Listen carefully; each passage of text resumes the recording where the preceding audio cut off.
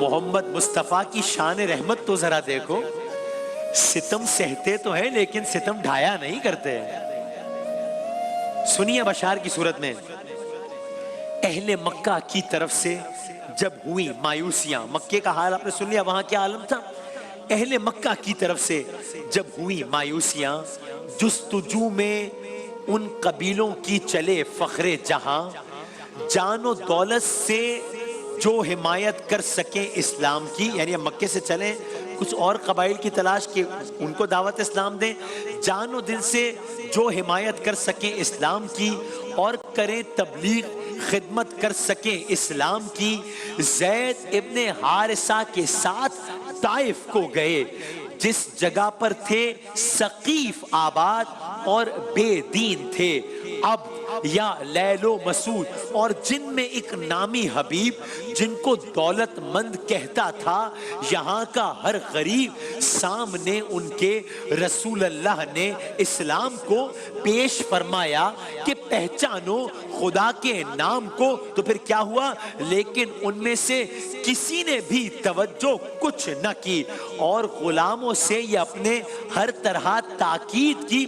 ان بادشاہوں نے، ان سرداروں نے اپنے غلاموں کو کیا کہا، ایک تو یہ کہ آقا کی بات پر توجہ نہیں دی، 7 غلاموں کو تاکید کی، لیکن ان میں سے کسی نے بھی توجہ کچھ نہ کی، اور غلاموں سے یہ اپنے ہر طرح تاکید کی۔ اب میں آگے کے جملے کیسے پڑھوں، کہا ان کو ایسی دو اذیت جس سے عبرت ہو نصیب، یا رسول اللہ ان کو ایسی دو اذیت جس سے عبرت ہو نصیب، کہتے ہیں اسلام لاؤ مجھ پہ، میں ہوں حق کا حبیب۔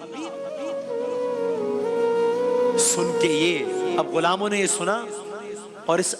حکم پر عمل کیا جو ان کے آقاؤں نے دیا تھا، سن کے یہ ان کے غلاموں نے کیا ایسا ستم، سن کے یہ ان کے غلاموں نے کیا ایسا ستم، پتھروں سے کر دیا مجروح سب کو بیش و کم۔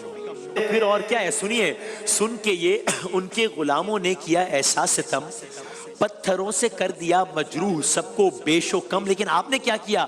راہ حق میں جس قدر زخمی زیادہ ہو گئے، راہ حق میں جس قدر زخمی زیادہ ہو گئے، ارے رحمتوں کے باب اتنے ہی کشادہ ہو گئے،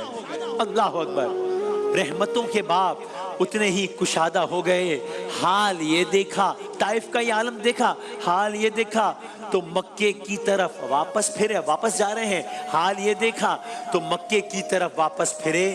اور طواف خانہ کعبہ کیا، پھر گھر گئے۔